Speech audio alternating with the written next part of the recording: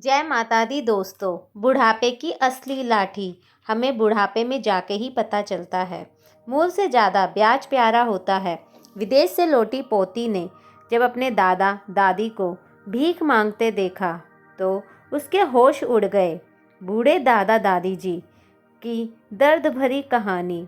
ज्योति को आज पूरे 5 साल हो चुके थे। अपनी दादी दादाजी और अपने माँ बाप से दूर हुए ज्योति भारत से विदेश अपनी इंजीनियरिंग की पढ़ाई करने के लिए गई थी। आज ज्योति के दादी दादाजी की 75वीं शादी की सालगिरह है और ज्योति आज के दिन भारत वापस आ रही थी। ज्योति बहुत खुश थी कि वह जल्द ही अपने दादी और दादाजी से मिलेगी। ज्योति अपने दादी और दादाजी से बहुत प्यार करती है। बचपन से ज्योति जब भी स्कूल से आती सीधे अपने दादी और दादाजी के पास जाती और स्कूल की सारी बातें बताया करती थी। वह अपने माँ बाप से ज़्यादा अपने दादी और दादाजी के करीब थी। ज्योति की इंजीनियरिंग की पढ़ाई पूरी हो चुकी थी और एक अच्छी जॉब भी लग गई थी। इसलिए उसने भारत जाकर अपने परिवार को सरप्राइज़ देने का सोचा। ज्योति जब एयरपोर्ट पर पहुंची तो फ्लाइट 2 घंटा लेट थी। वह 2 घंटे भी जैसे तैसे पूरे हो गए और फ्लाइट भारत के लिए उड़ान भर लेती है। ज्योति ने अपने दादी और दादाजी से काफ़ी महीने से बात नहीं करी थी। जब भी वह घर पर फ़ोन करती तो उसके मम्मी पापा कहते, बेटी तेरी दादी और दादाजी तीर्थ गए हैं, इसलिए ज्योति अपने दादा और दादी से बात नहीं कर पा रही थी। तो उसने सोचा दादी और दादाजी को भारत जाकर सरप्राइज़ देती हूँ। इतने समय बाद मुझे आंखों के सामने देखकर फूले नहीं समाएंगे। ज्योति बस जल्दी से जल्दी अपनी दादी और दादाजी से मिलना चाहती थी। वह अपने दादा दादी जी से पूछना चाहती थी कितने महीने से उन्होंने उससे बात क्यों नहीं की। यह सारी बातें सोच ही रही थी कि फ़्लाइट भारत पहुंच जाती है। ज्योति अपने घर पहुंच जाती है। टैक्सी से जैसे ही नीचे उतरती है तो उसे अपने दादी दादाजी की संग बिताए पुराने दिन याद आने लगते हैं।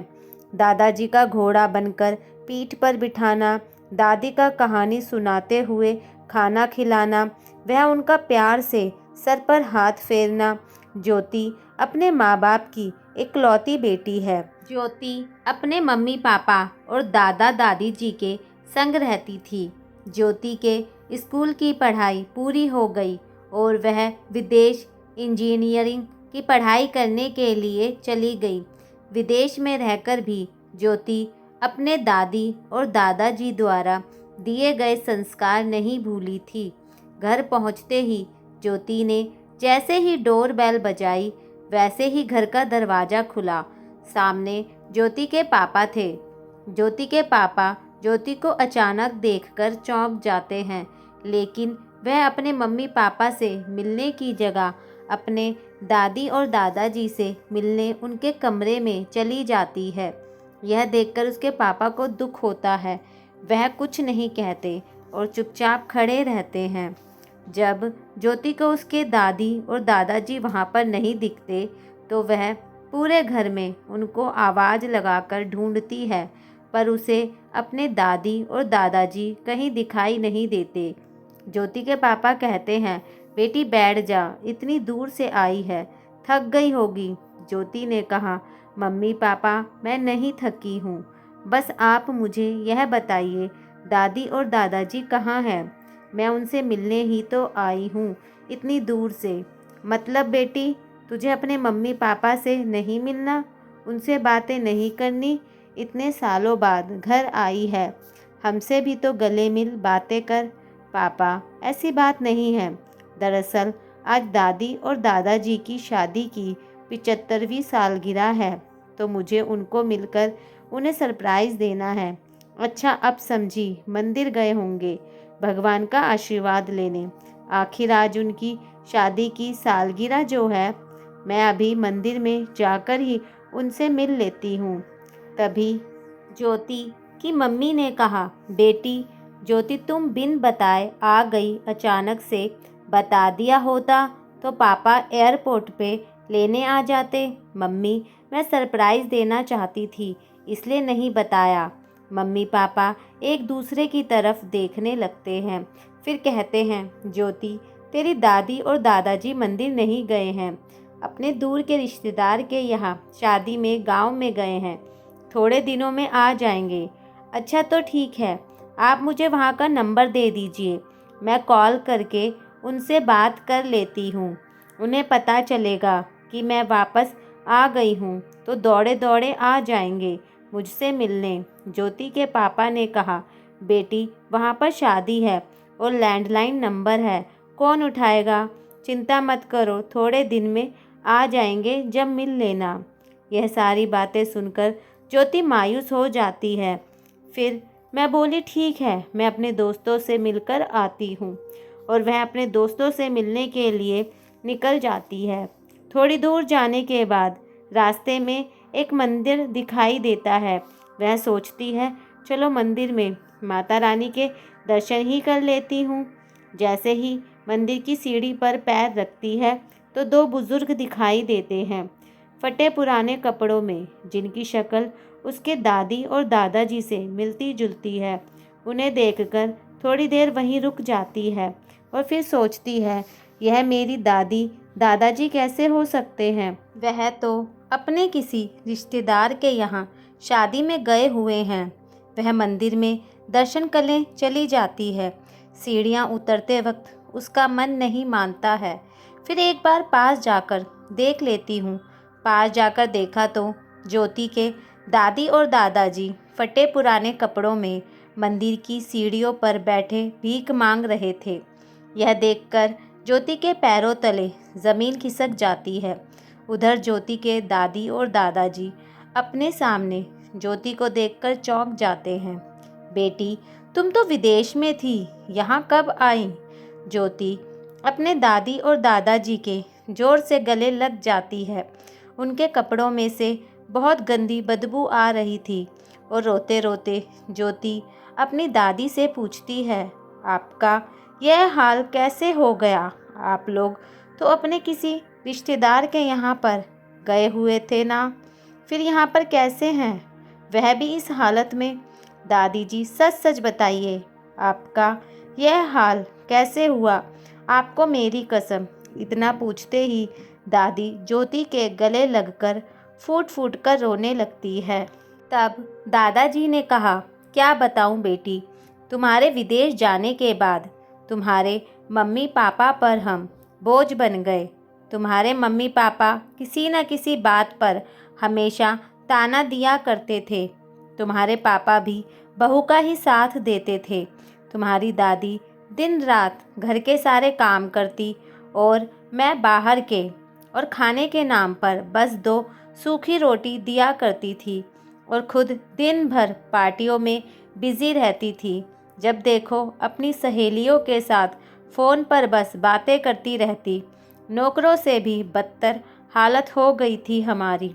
यह सब कुछ सहन ना कर भी हम चुपचाप एक कोने में पड़े रहते थे। चलो 2 वक्त की रोटी तो मिल जाती है, पर बहू को वह भी हमें देना बोझ लगने लगा। रात का बचा हुआ बासी खाना हमको देती थी। तेरी दादी से बासी रोटी चबाई नहीं जाती। फिर भी बहू के डर की वजह से हम दोनों पानी में डुबोकर रोटी खाते थे। ठंडी बासी रोटी खाने की वजह से एक दिन अचानक तेरी दादी की तबीयत खराब हो गई तो बहू से दवाई के लिए पैसे मांगे। बहू और बेटे ने कहा, वैसे ही खर्चे कम हैं क्या, जो आप लोगों के फालतू के खर्चे और उठाएं। अरे गैस बन गई होगी, जरा चूरन दे दीजिए, सही हो जाएंगे। इनकी तो आदत बन गई है, छोटी छोटी बात पर नौटंकी करते रहते हैं। इन्हें तो बहाना चाहिए बस पैसे मांगने का। जैसे तैसे करके उस समय तो तेरी दादी को संभाल लिया। फिर दादी बोली, कुछ दिनों बाद तेरे दादाजी को बहुत तेज बुखार आ गया। फिर से तेरे पापा ने पैसे देने से मना कर दिया और कहा, बुढ़ापे में कोई छोटी मोटी बीमारियां लगती ही रहती हैं, थोड़ा आराम करेंगे तो सही हो जाएंगे। डॉक्टर की ज़रूरत नहीं है, लेकिन तेरे दादाजी का बुखार सही होने का नाम ही नहीं ले रहा था।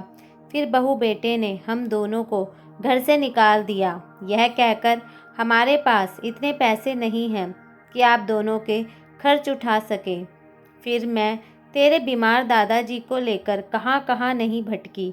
ना तो हमारे पास पैसे थे, ना और खाने के लिए खाना। ऊपर से तेरे दादाजी इतने बीमार थे, उनका इलाज कराने के लिए भी पैसे नहीं थे। डॉक्टर ने कहा पहले पैसे लाओ फिर इलाज करेंगे।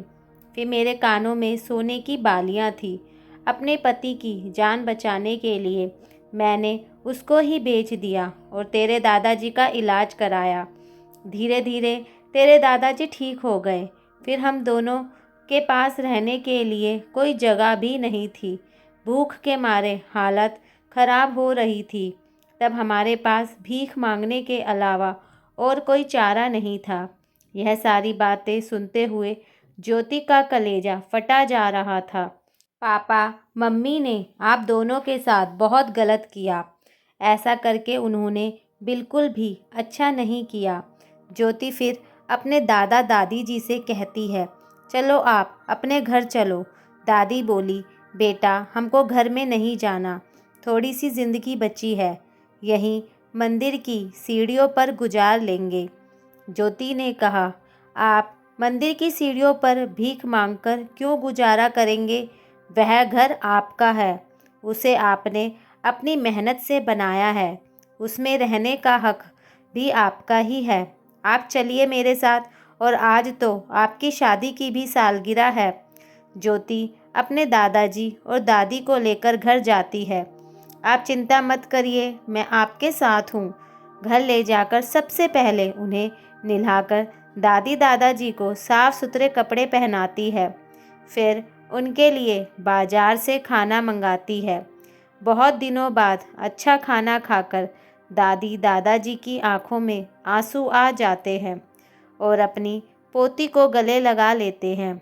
उस समय ज्योति के माँ बाप घर से बाहर किसी काम से गए थे, लेकिन जैसे ही लौटते हैं सामने अपने माँ बाप को घर में देखकर एकदम से भड़क जाते हैं और कहते हैं, आप लोगों की हिम्मत कैसे हुई यहाँ पर आने की? तभी ज्योति जोर से चिल्लाती है, आपकी हिम्मत कैसे हुई मेरे दादा दादाजी से इस तरीके से बात करने की? ज्योति की मम्मी ने कहा, इन दोनों बुढ़े बुढ़िया को हम घर में नहीं रख सकते, यह हमारा घर है। तभी ज्योति ने गुस्से से कहा, आपका घर? आपका घर कैसे हुआ? यह घर तो मेरे दादा दादी का है, इन्होंने अपने खून पसीने की कमाई से बनाया है और आप रहते हो यहाँ इनके घर में। आप लोगों ने उनके घर से ही उनको निकाल दिया। आपकी हिम्मत कैसे हुई ऐसा करने की? आपने एक बार भी नहीं सोचा कि यह लोग कहाँ जाएंगे, क्या खाएंगे? बस छोड़ दिया इनको मंदिर की सीढ़ियों पर भीख मांगने के लिए। आप लोग इस घर से निकलिए। यह घर मेरे दादा दादी का है और इस घर में रहने का हक भी इन्हीं का है। तभी उसके दादाजी दादी ने कहा, हाँ निकल मेरे घर से, ऐसे नालायक बेटे की मेरे घर में कोई ज़रूरत नहीं है। तभी उनके बेटे और बहू दोनों पैरों में गिर जाते हैं। बाबूजी हमें माफ़ कर दीजिए, हमसे बहुत बड़ी गलती हो गई, अब हम आगे से ऐसा नहीं करेंगे, प्लीज़ हमें माफ़ कर दीजिए। लेकिन दादाजी ने कहा, अब तुम लोग इस घर से निकल जाओ, हम दोनों बुढ़ा बुढ़ी एक दूसरे के सहारे रहेंगे, सुख शांति से तो रहेंगे। तभी ज्योति अपने माँ बाप को घर से बाहर निकालने लगती है। तभी उसके दादा दादी जी कहते हैं, बेटी हम इनकी तरह निर्दयी और पत्थर दिल नहीं हैं, हम तुम्हें माफ़ कर देते हैं, लेकिन याद रखना यह घर मेरा है और मेरी पत्नी घर का कोई काम नहीं करेगी। तभी बेटा और बहू कहते हैं, माँ बाबूजी हमें माफ़ कर दो और बेटी तुम भी, हम वादा करते हैं आज के बाद ऐसा कुछ नहीं होगा, हम माँ बाबूजी की पूरी सेवा करेंगे, शिकायत का कोई मौका नहीं देंगे। ज्योति भी कहती है, ठीक है, अगर दोबारा ऐसा हुआ तो मैं आपको कभी माफ़ नहीं करूँगी। फिर सब साथ मिलकर खुशी खुशी रहने लगते हैं। कुछ समय रहने के बाद ज्योति वापस विदेश चली जाती है, क्योंकि वहाँ पर उसकी जॉब है और हर महीने अपने दादा दादी जी को फ़ोन करती और उनसे उनकी तबीयत और घर में उनकी सेवा हो रही है या नहीं पूरी खबर लेती और साथ ही कुछ पैसे भेज देती, जिससे उनका गुजारा अच्छे से होने लगता है। सही कहा जाता है, दादा दादी को मूल से प्यारा ब्याज होता है, जो इस कहानी में साबित हो गया। दोस्तों, यह कहानी कैसी लगी? कहानी अगर थोड़ी सी भी पसंद आई हो तो लाइक करें, अपने विचार कमेंट बॉक्स में ज़रूर शेयर करें।